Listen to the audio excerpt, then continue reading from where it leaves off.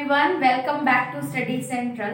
Last की video में हमने सेविंग एंड इन्वेस्टमेंट यूनिट का जो चैप्टर है हमारा, उसमें हमने देखा था meaning of saving, sources of saving, rate of saving and significance of saving. दो पिलर्स ऑफ इकोनॉमी रहते हैं, एक सेविंग और एक इन्वेस्टमेंट।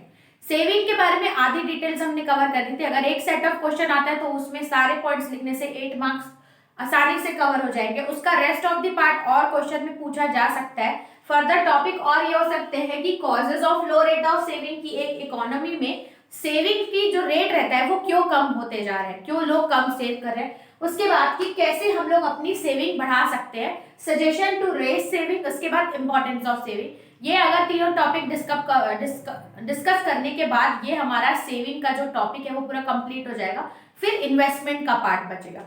तो देखते हैं, पहले हम लोग देखेंगे कि causes of low rate of saving. एक इकोनॉमी में जो रेट है सेविंग का वो इतना कम क्यों होता है, व्हाई। तो पहला तो ये होगा कि हमारे जो टैक्सेस हैं, एग्रीकल्चर में टैक्सेस नहीं लगा रहे। एग्रीकल्चर में टैक्स नहीं होने के कारण बहुत सारे गवर्नमेंट है वो गवर्नमेंट अर्न नहीं कर पा रही है, पार्ट नहीं कर पा रही इनकम से, जिसके कारण जितना भी मनी जनरेट हो रहा है वो पूरा ही इकोनॉमी में यूज हो जा रहा है। ये पहला रीजन है। उसके बाद heavy subsidies granted by government. Government बहुत सारी चीजों पे छूट दे रही है या सब्सिडीज ग्रांट कर रही है, जिसके कारण फ्री ऑफ कॉस्ट बोलते हैं ना कि ट्रांसफर पेमेंट लोगों में ज्यादा जा रही है, और ट्रांसफर पेमेंट ज्यादा जाने के कारण हमारी जो सेविंग है वो नहीं हो पा रही। That is why we are in debt. अभी इकोनॉमी की स्टेटस डेट में। उसके बाद आता है low level of living standard. जो लोगों का लिविंग स्टैंडर्ड है वो बहुत लो है, इसके कारण भी लिविंग का जो सेविंग का जो परसेंटेज है वो इंक्रीज नहीं हो पा रहा। ठीक है। उसके बाद देखते हैं हैवी टैक्सेशन। लोगों के पास हैवी टैक्स पे करना पड़ रहा है by to the government. Heavy tax pay करने के बाद जो लेफ्ट ओवर इनकम रहती है वो तो वो टैक्स के लिए सेव करते हैं, इसीलिए सेविंग का उनके पास ऑप्शन उस टाइम पे नहीं बचता आफ्टर कंज्यूमिंग। फिर आता है इन्फ्लेशन। इन्फ्लेशन तो आपको पता ही होगा, इन्फ्लेशन का मतलब होता है महंगाई। अब महंगाई बढ़ते जाएगी तो एक इकोनॉमी में महंगाई बढ़ने से जितनी इनकम हो जाती, इनकम और इज इक्वल्स टू कंजप्शन हो जाता है, रेस्ट ऑफ द अमाउंट है वो नहीं बचता। मतलब y इज इक्वल्स टू सी होने के कारण s तो हमारा जीरो ही हो गया ना। क्यों? क्योंकि जितनी हमारी इनकम है इन्फ्लेशन के कारण हम वो पूरी इनकम कंज्यूम करने में ही जा रही है, इसीलिए C zero, S zero means saving नहीं हो पा रही, नो सेविंग, नो।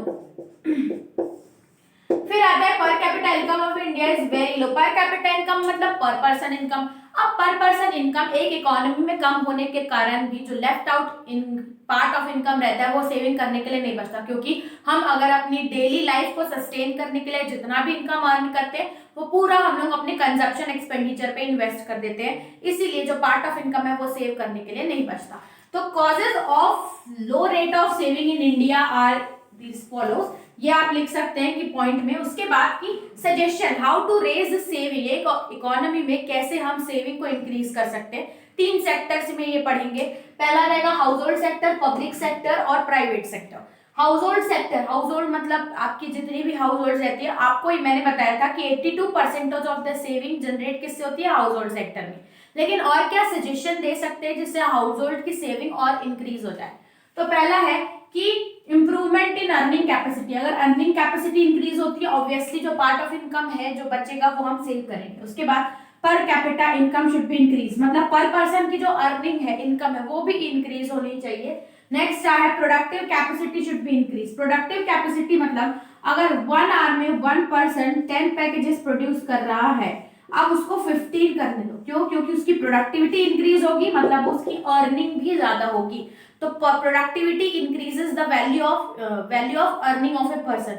तो जैसे ही प्रोडक्टिविटी इंक्रीज, इनकम भी इंक्रीज। इस तरीके से पार्ट ऑफ इनकम सेव हो सकता है। हाउस होल्ड की बात करें, बैंक और अदर फाइनेंशियल इंस्टीट्यूशन, जैसे कि बैंक और अदर फाइनेंशियल इंस्टीट्यूशन, इनको एनकरेज करना चाहिए कि ये और मनी प्रोवाइड करे लोगों को, जिससे ज्यादा इकोनॉमी में बहुत ज्यादा मनी सर्कुलेट होगा, जिससे मनी क्रिएशन भी हो सकता है, क्योंकि सर्कुलेशन से ही मनी क्रिएशन होता है। प्रोविडेंट फंड एंड लाइसेंस, ये सारी चीजें। उसके बाद limit on deduction on saving. जब हम लोग गवर्नमेंट टैक्स पे करते हैं तो उसमें कुछ डिडक्शन होता है जो कि सेविंग से हमको गवर्नमेंट में पे करना पड़ता है। तो अगर उसमें लिमिट लगा देंगे तो सेविंग इंक्रीज हो सकती है, क्योंकि अब पर्सन को ये नहीं रहेगा कि मुझे अपनी सेविंग से भी टैक्स पटाना पड़ रहा है। तो अगर डिडक्शन गवर्नमेंट कम लेगी तो हम सेविंग ज्यादा कर सकते हैं। अब पब्लिक सेक्टर या गवर्नमेंट सेक्टर कैसे कर सकता है? टैक्स इवेशन पे रोक करना, जो लोग टैक्स की चोरी करते हैं जिसको बोला जाता है टैक्स इवेशन, अगर इस पे हम लोग कंट्रोल करेंगे तो सेविंग इंप्रूव हो सकती है, क्योंकि इसमें सही पैसा तो रियल अमाउंट ऑफ मनी बाहर आएगा एक इकोनॉमी में। फिर non development expenditure should be stop. बहुत सारे ऐसे कंस्ट्रक्शन या ऐसी एक्टिविटीज करवाती है गवर्नमेंट जो कि नॉन डेवलपमेंट होती है, उसका एक इकोनॉमी की डेवलपमेंट में डायरेक्ट इम्पैक्ट नहीं पड़ता है। अगर वो डायरेक्टली इम्पैक्ट नहीं कर रही है इकोनॉमी के डेवलपमेंट के लिए तो वो एक्टिविटीज नहीं होंगी, क्योंकि वो वेस्टेज ऑफ मनी है, वो मनी हम लोग अदर एक्टिविटीज में सर्कुलेट करने के लिए यूज कर सकते हैं और फर्दर वो आगे जाके मनी क्रिएट भी करेगा। So that is why this reason is non development expenditure should be stop. फिर आता है cost of production should be reduce. Cost of production means जो हम लोग हैवी कॉस्ट दे देते हैं ना, कैपिटल इन्वेस्टमेंट होता है स्टार्टिंग ऑफ द वेंचर में, तो कॉस्ट ऑफ प्रोडक्शन अगर उसको हम लोग इंक्रीज करते हैं, मिनिमम रखेंगे तो जो हमारा इन्वेस्टमेंट हो रहा है वो कम होगा। इन्वेस्टमेंट कम है तो पार्ट ऑफ द इनकम जो भी रहेगी वो हमारी सेविंग में जाएगी। तो ये सजेशन पब्लिक गवर्नमेंट सेक्टर के थे और हाउस होल्ड सेक्टर के थे। प्राइवेट सेक्टर के हम लोग देखते हैं, आप इसको नोट करो, उसके बाद हम लोग इंपॉर्टेंस ऑफ प्राइवेट सेक्टर देखते हैं। अब सजेशन टू रेज सेविंग हमने देखा गवर्नमेंट सेक्टर का और हाउस होल्ड सेक्टर, कैसे वो सेविंग को रेज कर सकती है। थर्ड लास्ट सेक्टर बनता है हमारा कॉर्पोरेट सेक्टर। कॉर्पोरेट सेक्टर कैसे सेविंग को एनकरेज कर सकता है? तो फर्स्ट टाइम ये कि जो हम लोग excess salary and percentage to employees को प्रोवाइड किया जाता है, अगर उसमें कुछ डिडक्शन कर दिया जाए या उसकी परसेंटेज को डिक्रीज कर दिया जाए तो जो रेस्ट ऑफ मनी रहेगा वो हम यूज कर सकते हैं एज ए सेविंग। तो कॉर्पोरेट सेक्टर कैसे अपनी कैसे सेविंग को एनकरेज कर सकते हैं? तो excess of salary percentage given to employee should be reduced. Government को कंट्रोल करना, ये कॉर्पोरेट सेक्टर को कंट्रोल करना पड़ेगा टुवर्ड्स दी परक्विजिट्स। उसके बाद आता है expansion of undistributed profit by liberal tax concession. हमको ये पता है कि जब हमने कंपनीज या जॉइंट वेंचर्स देखा था फॉर्म्स ऑफ कंपनी में कि एक अनडिस्ट्रीब्यूटेड प्रॉफिट रहता है, जो रेस्ट ऑफ द प्रॉफिट अगर कंपनी डिस्ट्रीब्यूट कर देती है उनके बाद जो उनको प्रॉफिट बचता है वो एक अनडिस्ट्रीब्यूटेड प्रॉफिट के नाम से रखा जाता है। अब इसमें भी उनको टैक्स पे करना पड़ता है। तो अब अनडिस्ट्रीब्यूटेड प्रॉफिट अगर हम लोग इंक्रीज कर रहे हैं, मतलब कहीं ना कहीं से उस कॉर्पोरेट सेक्टर की सेविंग इंक्रीज हो रही है। अब जैसे ही उसमें से जो लिबरल गवर्नमेंट जो टैक्स लगाती है, अगर लिबरल टैक्सेशन उस पर कम हो जाएगा तो अनडिस्ट्रीब्यूटेड प्रॉफिट का रेशियो इंक्रीज होता जाएगा, जिससे कॉर्पोरेट सेक्टर अपनी सेविंग बढ़ा सकता है। तो अगर हम लोग टैक्स कंसेशन लेके आते हैं अनडिस्ट्रीब्यूटेड प्रॉफिट में तो इससे भी सेविंग एनकरेज हो सकती है बाय कॉर्पोरेट सेक्टर। फिर आता है distribution and declaration of dividend must be stop.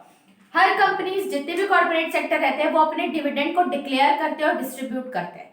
अगर ये कम कर देंगे कि डिविडेंड हम नहीं देंगे या इंटरेस्ट ज्यादा नहीं देंगे जितने भी शेयर होल्डर्स हैं, या उसके परसेंटेज को कम कर देंगे, तो इससे उनका जो प्रॉफिट है या उनकी जो सेविंग है वो इंक्रीज हो जाएगी। तो कॉर्पोरेट सेक्टर ये तीनों मेथड से सेविंग एनकरेज कर सकते हैं। ये हमारे आंसर का लास्ट पॉइंट था। इसके बाद लास्ट एक और बचता है जिसमें इंपॉर्टेंस ऑफ सेविंग। सेविंग का हमने पढ़ा, rate of saving, sources of saving, suggestion for saving, causes of low rate of saving. Last topic और भी क्वेश्चन पूछ सकते हैं कि इंपॉर्टेंस ऑफ सेविंग क्या है एक इकोनॉमी में। पिलर ऑफ इकोनॉमी तो बोला जाता है, लेकिन ये इंपॉर्टेंस कहाँ पे कंसिस्ट करता है? फिर ये सेविंग नेशनल इनकम को इंक्रीज करता है कि हम लोग नेशनल इनकम काउंट करते हैं तो उसमें सेविंग का भी काउंटेज आता है, जिससे जो परसेंटेज अगर सेविंग ज्यादा ऐड होगा तो नेशनल इनकम की भी वैल्यू ऑटोमेटिकली इंक्रीज होगी। अब सेविंग अगर इंक्रीज हो रही है तो जिससे ज्यादा लोग नए वेंचर स्टार्ट करेंगे, न्यू इन्वेस्टमेंट करेंगे, वो भी अट्रैक्ट, वो क्या इनडायरेक्टली वो अट्रैक्ट करेगा न्यू एम्प्लॉयमेंट अपॉर्चुनिटीज। इसी तरीके से नेक्स्ट टॉप पॉइंट हमारा बन सकता है मोर एम्प्लॉयमेंट अपॉर्चुनिटीज।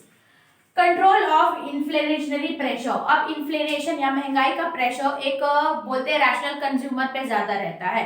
अगर सेविंग का परसेंटेज इंक्रीज कर दिया जाए मार्केट में तो जो प्रेशर आता है सेविंग से, इन्फ्लेशन से, वो हम कुछ हद तक डिक्रीज कर सकते हैं। फिर आता है break vicious cycle of poverty. Obviously बात है, अगर सेविंग का परसेंटेज एक इकोनॉमी में इंक्रीज होता है तो कहीं ना कहीं जो percentage of poverty in persisting in the economy can be reduced, उसको हम लोग कम कर सकते हैं। ठीक है, उसके बाद एक्सटेंशन ऑफ मार्केट। सेविंग है तो कहीं ना कहीं इन्वेस्टमेंट भी होगा, क्योंकि सेव करने के बाद एक टाइम पे इन्वेस्टमेंट होता है। अब इन्वेस्टमेंट अट्रैक्ट करता है एक्सटेंशन ऑफ मार्केट, जितना ज्यादा इन्वेस्टमेंट उतना ज्यादा मार्केट का साइज जो है वो इंक्रीज होगा।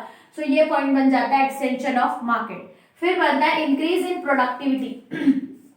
प्रोडक्टिविटी पर पर्सन इंक्रीज होगी, क्योंकि अगर उनकी सेविंग इंक्रीज हो रही है इसका मतलब कहीं ना कहीं उनकी अर्निंग पे भी इफेक्ट पड़ा है। The income is also got increase, so the percentage is saved, so that is why अगर इनकम इंक्रीज हुई है मतलब कहीं ना कहीं person started working over time, या कहीं ना कहीं वो कुछ और भी ऑपरेशंस कर रहा है जिससे उसकी वो इनकम है वो इंक्रीज हो रही है, जिससे हम लोग बोल सकते हैं कि प्रोडक्टिविटी इंक्रीज हो जाती है। फिर टेक्नोलॉजिकल डेवलपमेंट्स, अब सेविंग इंक्रीज हो रही है तो ऑल दो बोलेंगे कि जो इकोनॉमी है वो फास्ट बूम पीरियड पे चलेगी, बूम पीरियड पे चलेगी तो बहुत सारे डेवलपमेंट भी अट्रैक्ट करेगी, जिसमें से एक होगा टेक्नोलॉजिकल। और जितना टेक्नोलॉजी अपग्रेड होगी उतना इकोनॉमी पे इफेक्ट पड़ता है टूवर्ड्स द ग्रोथ। तो ये था हमारा सेविंग टॉपिक, पूरा सेविंग था, जितने भी हमारे पॉइंट्स हैं इस यूनिट में, सेविंग, सोर्सेज ऑफ सेविंग, सारा डिस्कशन किया। मैंने इस वीडियो का डिस्क्रिप्शन या बोल सकते हैं कि प्लेलिस्ट का लिंक मैंने डिस्क्रिप्शन में दे दिया है, आप जाके चेक कर सकते हैं। इसका एक और पार्ट बचता है इन्वेस्टमेंट, वो हम लोग डील करेंगे नेक्स्ट की वीडियो में।